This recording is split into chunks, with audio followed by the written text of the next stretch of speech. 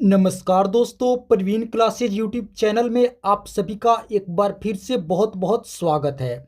दोस्तों, आज की एक और वीडियो हम लेकर आ गए हैं रेलवे ग्रुप डी 2025 परीक्षा के लिए अति महत्वपूर्ण सामान्य ज्ञान व सामान्य विज्ञान के प्रश्नों का। जी हाँ दोस्तों, आज की वीडियो में भी हम लोग देखेंगे जीके जीएस के मोस्ट इंपॉर्टेंट प्रश्न जो आगामी रेलवे ग्रुप डी की परीक्षा के लिए दोस्तों बहुत ही महत्वपूर्ण होने वाले हैं। तो आप सभी से एक रिक्वेस्ट करूंगा, इस वीडियो को आप लोग अंत तक जरूर देखें। दोस्तों, एक एक प्रश्न को आप लोग अच्छे से समझें और याद करें। तो आइए आज के हम लोग मोस्ट इंपॉर्टेंट क्लास शुरू करते हैं। पहला प्रश्न है, इबोला क्या है? दोस्तों, बताने हैं कि इबोला क्या है। तो आप लोग याद रखेंगे, इबोला एक वायरस है। ऑप्शन बी इसका राइट आंसर होगा। इबोला क्या है? तो विषाणु है, यानी कि वायरस है। ऑप्शन बी इसका राइट आंसर होगा, वायरस यानी कि विषाणु। चलिए अब अगला प्रश्न देखते हैं। अगला प्रश्न है, भोजन का ऊर्जा में परिवर्तन कोशिका के किस भाग में होता है?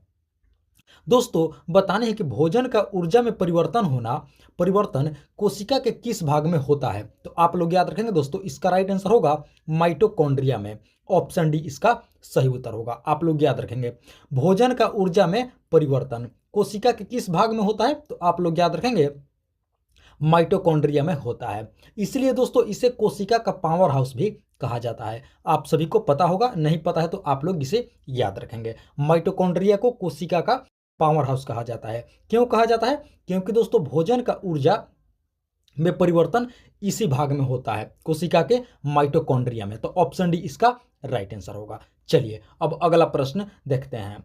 अगला प्रश्न है, निम्नलिखित में से किस मुगल शासक को प्रथम सामाजिक सुधार करने वाला शासक माना जाता है? दोस्तों, बताने हैं कि इनमें से किस मुगल शासक को प्रथम सामाजिक सुधार करने वाला शासक माना जाता है। तो आप लोग याद रखेंगे, अकबर। ऑप्शन ए इसका राइट आंसर होगा। दोस्तों, अकबर को माना जाता है सबसे प्रथम सामाजिक सुधार करने वाला शासक। आप लोग याद रखेंगे, जो दोस्तों मुगल शासक से था अकबर, और इसे प्रथम सामाजिक सुधार करने वाला शासक माना जाता है। आप लोग याद रखेंगे, मनसबदारी प्रथा दोस्तों अकबर ने ही चलाया था, यह भी आप लोग याद रखेंगे। और दोस्तों मनसबदारी प्रथा के माध्यम से इसने अपना शासन बहुत ही बेहतरीन ढंग से चलाया था, इसीलिए इसे मुगल शासक का प्रथम सामाजिक सुधार करने वाला शासक माना जाता है। आप लोग याद रखेंगे। चलिए अब अगला प्रश्न देखते हैं। अगला प्रश्न है, आंख के भीतरी सतह को क्या कहा जाता है? दोस्तों, बताने हैं कि आंख के जो भीतरी सतह होती है क्या कहा जाता है उसे। तो आप लोग याद रखेंगे, दृष्टि पटल। ऑप्शन सी इसका राइट आंसर होगा। आंख के भीतरी सतह को क्या कहा जाता है? तो आप लोग याद रखेंगे, दृष्टि पटल। ऑप्शन सी इसका राइट आंसर होगा। दोस्तों, चलिए अब अगला प्रश्न देखते हैं। अगला प्रश्न है, अंकोर वाट कहाँ स्थित है? दोस्तों, बताने हैं कि अंकोर वाट कहाँ स्थित है। तो आप लोग याद रखेंगे, कंबोडिया में। ऑप्शन डी इसका राइट आंसर होगा। अंकोर वाट का मंदिर कहाँ स्थित है? तो आप लोग याद रखेंगे, कंबोडिया में। Option D. चलिए अब अगला प्रश्न देखते हैं। अगला प्रश्न है, किस मुगल बादशाह का मूल नाम रोशन अख्तर था? दोस्तों, बताने हैं कि किस मुगल बादशाह का जो मूल नाम था, यानी कि वास्तविक नाम था, वो क्या था? रोशन अख्तर। तो आप लोग याद रखेंगे, मुहम्मद शाह रंगीला। ऑप्शन ए इसका राइट आंसर होगा। दोस्तों, मुहम्मद शाह रंगीला का दोस्तों मूल नाम यानी कि वास्तविक नाम क्या था? आप लोग याद रखेंगे, रोशन अख्तर। ऑप्शन ए इसका राइट आंसर होगा। चलिए अब अगला प्रश्न देखते हैं। अगला प्रश्न है, ब्रह्म समाज प्रारंभिक नाम क्या था? दोस्तों, बताने हैं कि ब्रह्म समाज का प्रारंभिक नाम क्या था, शुरुआत में इसे किस नाम से जाना जाता था? तो आप लोग याद रखेंगे दोस्तों, इसका सही उत्तर होगा ब्रह्म सभा और आत्मीय सभा, यानी कि दोस्तों ए और बी दोनों। ऑप्शन डी इसका राइट आंसर होगा। दोस्तों, ब्रह्म समाज जिसकी जिसकी स्थापना दोस्तों राजा राम मोहन राय जी ने की थी। तो बताने हैं कि ब्रह्म समाज का प्रारंभिक नाम क्या था, शुरुआत में इसे किस नाम से जाना जाता था? तो आप लोग याद रखेंगे, ब्रह्म सभा और आत्मीय सभा, शुरुआत में इसे इन दोनों नामों से जाना जाता था। तो हमारा राइट आंसर क्या होगा? ऑप्शन डी, ए और बी दोनों। आप लोग याद रखेंगे। आप सब दोस्तों यह भी याद रखेंगे कि ब्रह्म समाज के संस्थापक कौन थे? आप लोग याद रखेंगे, राजा राम मोहन राय। चलिए अब अगला प्रश्न देखते हैं। अगला प्रश्न है, पंचायत सदस्य के लिए पंचायत सदस्य बनने के लिए न्यूनतम आयु कितनी होनी चाहिए? दोस्तों बताने हैं कि पंचायत सदस्य बनने के लिए न्यूनतम आयु कितनी होनी चाहिए, मिनिमम आयु कितनी होनी चाहिए? तो आप लोग याद रखेंगे 21 वर्ष। ऑप्शन बी इसका राइट आंसर होगा। पंचायत सदस्य बनने के लिए न्यूनतम आयु कितनी होनी चाहिए? तो आप लोग याद रखेंगे 21 वर्ष। चलिए अब अगला प्रश्न देखते हैं। अगला प्रश्न है, कैंसर के उपचार में प्रयुक्त गैस कौन सी होती है? दोस्तों बताने हैं कि कैंसर के उपचार में किस गैस का प्रयोग किया जाता है कैंसर के उपचार के लिए? तो आप लोग याद रखेंगे रेडॉन। ऑप्शन सी इसका राइट आंसर होगा। कैंसर के उपचार में प्रयुक्त गैस कौन सी होती है? तो आप लोग याद रखेंगे रेडॉन गैस। चलिए अब अगला प्रश्न देखते हैं। अगला प्रश्न है, डॉट मैट्रिक्स निम्नलिखित में से किस उपकरण से संबंधित है? दोस्तों बताने हैं कि डॉट मैट्रिक्स इनमें से किस उपकरण से संबंधित है? तो आप लोग याद रखेंगे प्रिंटर से। ऑप्शन ए इसका राइट आंसर होगा। दोस्तों डॉट मैट्रिक्स किस उपकरण से संबंधित है? तो आप लोग याद रखेंगे प्रिंटर से। Option A. चलिए अब अगला प्रश्न। अगला प्रश्न है, पेलाग्रा रोग किस विटामिन की कमी से होता है? दोस्तों बताने हैं कि पेलाग्रा रोग जो है किस विटामिन के कमी से होने वाला यह रोग है? तो आप लोग याद रखेंगे विटामिन B3। ऑप्शन सी इसका राइट आंसर होगा। पेलाग्रा रोग किस विटामिन के कमी से होता है? तो आप लोग याद रखेंगे विटामिन B3 की कमी से पेलाग्रा रोग होता है। Option C. चलिए अब अगला प्रश्न देखते हैं। अगला प्रश्न है, दूध से क्रीम को किस प्रक्रिया द्वारा अलग किया जाता है? दोस्तों बताने हैं कि दूध से क्रीम को किस प्रक्रिया के द्वारा अलग किया जाता है, दूध से क्रीम को किस प्रक्रिया द्वारा निकाला जाता है? तो आप लोग याद रखेंगे अपकेंद्रीय बल। ऑप्शन ए इसका राइट आंसर होगा। दूध से क्रीम को किस प्रक्रिया द्वारा अलग किया जाता है? तो आप लोग याद रखेंगे अपकेंद्रीय बल। आप लोग दोस्तों यह भी याद रखेंगे कि अपकेंद्रीय बल के सिद्धांत पर ही वॉशिंग मशीन भी काम करता है। आप लोग याद रखेंगे, इस पॉइंट को भी आप लोग अच्छे से याद रखेंगे। अपकेंद्रीय बल के सिद्धांत पर ही वॉशिंग मशीन काम करता है और दूध से क्रीम को इसी प्रक्रिया द्वारा अलग किया जाता है, अपकेंद्रीय बल। ऑप्शन ए इसका राइट आंसर होगा। चलिए अब अगला प्रश्न देखते हैं। दोस्तों अगले प्रश्न से पहले आप सभी से एक रिक्वेस्ट करूंगा कि अभी तक आप लोगों ने इस वीडियो को एक लाइक नहीं किए हैं तो दोस्तों आप लोग इस वीडियो को एक लाइक जरूर करेंगे। साथ ही साथ प्रवीण क्लासेज यूट्यूब चैनल पर आप लोग पहली बार विजिट किए हैं तो दोस्तों इस चैनल को आप लोग जरूर सब्सक्राइब करके हमें सपोर्ट करेंगे इसी तरह का महत्वपूर्ण प्रश्नावली वीडियो प्रतिदिन देखने के लिए। और हाँ दोस्तों इस वीडियो में आप लोग अंत तक जरूर बने रहेंगे, आगे दोस्तों और भी बहुत ही महत्वपूर्ण प्रश्न होने वाले हैं। तो चलिए अब अगला प्रश्न देखते हैं। अगला प्रश्न है, बांग्लादेश का राष्ट्रगान इनमें से कौन सा है? दोस्तों बताने हैं कि बांग्लादेश का राष्ट्रगान यानी कि बांग्लादेश का नेशनल एंथम कौन सा है? तो आप लोग याद रखेंगे अमार सोनार बांग्ला। ऑप्शन ए इसका राइट आंसर होगा। बांग्लादेश का राष्ट्रगान यानी कि नेशनल एंथम कौन सा है? तो आप लोग याद रखेंगे अमार सोनार बांग्ला, जिसे दोस्तों रविंद्रनाथ टैगोर ने दोस्तों इसकी रचना की थी। आप लोग याद रखेंगे अमार सोनार बांग्ला का, जो कि बांग्लादेश का राष्ट्रगान है। इसके रचयिता कौन थे? तो आप लोग याद रखेंगे रविंद्रनाथ टैगोर। तो ऑप्शन ए इसका राइट आंसर होगा। चलिए अब अगला प्रश्न देखते हैं।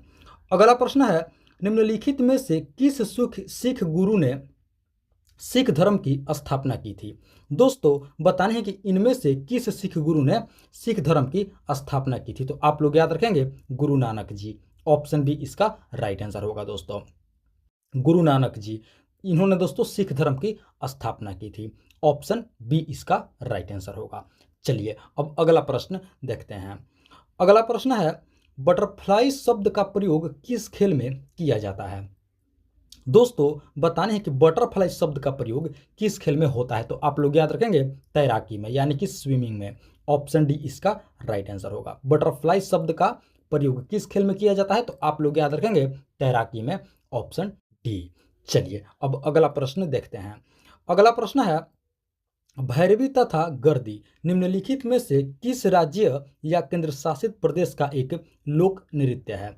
दोस्तों बताने हैं कि भैरवी तथा गर्दी इनमें से किस राज्य या केंद्र शासित प्रदेश का एक लोक नृत्य है? तो आप लोग याद रखेंगे पुडुचेरी का। ऑप्शन सी इसका राइट आंसर होगा। दोस्तों पुडुचेरी जो कि एक केंद्र शासित प्रदेश है। और दोस्तों भैरवी तथा गर्दी यहीं का लोक नृत्य है, फोल्क डांस है भैरवी तथा गर्दी। चलिए अब अगला प्रश्न देखते हैं। अगला प्रश्न है वंदे मातरम पत्रिका की शुरुआत किसने किया था। दोस्तों बताने हैं कि वंदे मातरम नामक पत्रिका की शुरुआत किसके द्वारा किया गया था। तो आप लोग याद रखेंगे madam Bhikaji Cama. Option A इसका राइट आंसर होगा। वंदे मातरम पत्रिका की शुरुआत किसने किया था। तो आप लोग याद रखेंगे madam Bhikaji Cama. Option A. चलिए अब अगला प्रश्न देखते हैं। अगला प्रश्न है ओनेगा झील किस देश में स्थित है। दोस्तों बताने हैं कि ओनेगा झील किस देश में है। तो आप लोग याद रखेंगे रूस में। ऑप्शन सी इसका राइट आंसर होगा। ओनेगा झील किस देश में है। तो आप लोग याद रखेंगे रूस में। Option C. चलिए अब अगला प्रश्न देखते हैं। अगला प्रश्न है भारत ने राफेल विमान किस देश से खरीदा है। दोस्तों बताने हैं कि भारत ने जो राफेल विमान है यह किस देश से खरीदा है। तो आप लोग याद रखेंगे फ्रांस से। ऑप्शन बी इसका राइट आंसर होगा। भारत ने दोस्तों फ्रांस से राफेल विमान को खरीदा है, यानी कि राफेल विमान फ्रांस की है दोस्तों। ऑप्शन बी इसका राइट आंसर होगा। चलिए अब अगला प्रश्न देखते हैं। अगला प्रश्न है वेल्ड घास का मैदान कहाँ पाया जाता है। दोस्तों बताने हैं कि वेल्ड घास का मैदान कहाँ पाया जाता है। तो आप लोग याद रखेंगे दोस्तों इसका सही उत्तर होगा दक्षिण अफ्रीका में। ऑप्शन डी इसका राइट आंसर होगा। वेल्ड घास का मैदान कहाँ पाया जाता है। तो आप लोग याद रखेंगे दक्षिण अफ्रीका में, यानी कि साउथ अफ्रीका में। Option D. चलिए अब अगला प्रश्न देखते हैं। अगला प्रश्न है इडुक्की बांध का निर्माण किस नदी पर किया गया है। दोस्तों बताने हैं कि इडुक्की बांध किस नदी पर स्थित है, किस नदी पर इसका निर्माण किया गया है। तो आप लोग याद रखेंगे पेरियार नदी। ऑप्शन डी इसका राइट आंसर होगा। इडुक्की बांध राज्य से आप लोग याद रखेंगे केरल। इसका सही उत्तर होगा पेरियार नदी पर इडुक्की बांध का निर्माण किया गया है केरल राज्य में। Option D. चलिए अब अगला प्रश्न देखते हैं। अगला प्रश्न है राउत नाचा नृत्य किस राज्य से संबंधित है। दोस्तों बताने हैं कि राउत नाचा नृत्य किस राज्य से संबंधित है, किस राज्य का नृत्य है। तो आप लोग याद रखेंगे छत्तीसगढ़। ऑप्शन बी इसका राइट आंसर होगा। राउत नाचा नृत्य किस राज्य का है। तो आप लोग याद रखेंगे छत्तीसगढ़ राज्य का एक दोस्तों नृत्य है राउत नाचा। चलिए अब अगला प्रश्न देखते हैं। अगला प्रश्न है राष्ट्रीय किसान नीति किस वर्ष लागू की गई थी। दोस्तों बताने हैं कि राष्ट्रीय किसान नीति किस वर्ष लागू हुई थी। तो आप लोग याद रखेंगे ऑप्शन डी 2007 ईस्वी में। इसका राइट आंसर होगा। राष्ट्रीय किसान नीति किस वर्ष लागू की गई थी। तो आप लोग याद रखेंगे 2007 ईस्वी में। चलिए अब अगला प्रश्न देखते हैं। अगला प्रश्न है निम्नलिखित में से किस बंदरगाह का नाम बदलकर पंडित दीनदयाल उपाध्याय रखा गया है। दोस्तों बहुत ही महत्वपूर्ण प्रश्न है। बताने हैं कि इनमें से किस बंदरगाह का नाम बदल करके क्या रखा गया है, पंडित दीनदयाल उपाध्याय। तो आप लोग याद रखेंगे उस बंदरगाह का नाम है कांडला। ऑप्शन बी इसका राइट आंसर होगा दोस्तों। कांडला बंदरगाह जो कि गुजरात राज्य में है, इसका नाम बदल करके क्या रखा गया है। तो आप लोग याद रखेंगे पंडित दीनदयाल उपाध्याय। ऑप्शन बी कांडला बंदरगाह जो कि दोस्तों गुजरात राज्य में स्थित है। नया नाम क्या है। तो आप लोग याद रखेंगे पंडित दीनदयाल उपाध्याय। चलिए अब अगला प्रश्न देखते हैं। अगला प्रश्न है भारतीय संविधान का कौन सा अनुच्छेद अल्पसंख्यक समुदाय के हितों की रक्षा के लिए है। दोस्तों बताने हैं कि भारतीय संविधान का कौन सा अनुच्छेद, कौन सा आर्टिकल अल्पसंख्यक समुदाय के हितों की रक्षा के लिए है। तो आप लोग याद रखेंगे आर्टिकल 29, यानी कि दोस्तों अनुच्छेद 29 इसका सही उत्तर होगा। भारतीय संविधान का कौन सा अनुच्छेद अल्पसंख्यक समुदाय के हितों की रक्षा के लिए है। तो आप लोग याद रखेंगे अनुच्छेद 29 यानी कि आर्टिकल 29। चलिए अब अगला प्रश्न देखते हैं। अगला प्रश्न है उगादि उत्सव निम्नलिखित में से किस राज्य में नहीं मनाया जाता है। दोस्तों बताने हैं कि उगादि उत्सव निम्नलिखित में से किस राज्य में नहीं मनाया जाता है। तो आप लोग याद रखेंगे मध्य प्रदेश। ऑप्शन बी इसका राइट आंसर होगा। उगादि उत्सव मध्य प्रदेश राज्य में नहीं मनाया जाता है। बाकी दोस्तों कर्नाटक में, आंध्र प्रदेश में और तेलंगाना में, तीनों राज्यों में दोस्तों उगादि उत्सव मनाया जाता है, लेकिन मध्य प्रदेश राज्य में नहीं मनाया जाता है। तो ऑप्शन बी हमारा क्या होगा, बिल्कुल सही उत्तर होगा मध्य प्रदेश। चलिए अब अगला प्रश्न देखते हैं। अगला प्रश्न है, हेमावती निम्नलिखित में से किसकी सहायक नदी है? दोस्तों बताने है कि हेमावती नदी इनमें से किसकी सहायक नदी है? तो आप लोग याद रखेंगे दोस्तों, ऑप्शन सी कावेरी इसका राइट आंसर होगा। कावेरी की दोस्तों सहायक नदी है हेमावती। ऑप्शन सी आप लोग याद रखेंगे, कावेरी नदी। चलिए अब अगला प्रश्न देखते हैं। अगला प्रश्न है, बॉक्साइट निम्नलिखित में से किसका अयस्क है? दोस्तों बतानी है, बहुत ही महत्वपूर्ण प्रश्न है, बेसिक लेवल के प्रश्न है, आप लोग इसे अवश्य याद रखेंगे। बॉक्साइट इनमें से किसका अयस्क है? तो आप लोग याद रखेंगे एल्यूमिनियम का। ऑप्शन सी इसका राइट आंसर होगा। बॉक्साइट से दोस्तों एल्यूमिनियम प्राप्त किया जाता है, यानी कि बॉक्साइट किसका अयस्क है? तो आप लोग याद रखेंगे एल्यूमिनियम का अयस्क है। ऑप्शन सी इसका राइट आंसर होगा।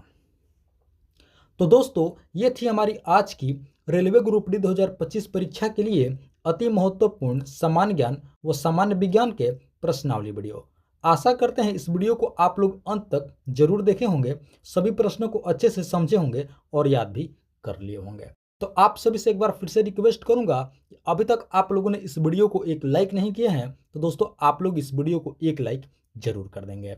साथ ही साथ दोस्तों प्रवीण क्लासेज यूट्यूब चैनल पर आप लोग पहली बार विजिट किए हैं तो दोस्तों इस चैनल को आप लोग जरूर सब्सक्राइब कर लेंगे इसी तरह का महत्वपूर्ण प्रश्नावली वीडियो प्रतिदिन देखने के लिए। तो दोस्तों इस वीडियो में फिलहाल इतना ही, मिलते हैं एक और मोस्ट इंपॉर्टेंट वीडियो लेकर के। तब तक के लिए आप सभी का बहुत बहुत धन्यवाद। जय हिंद दोस्तों।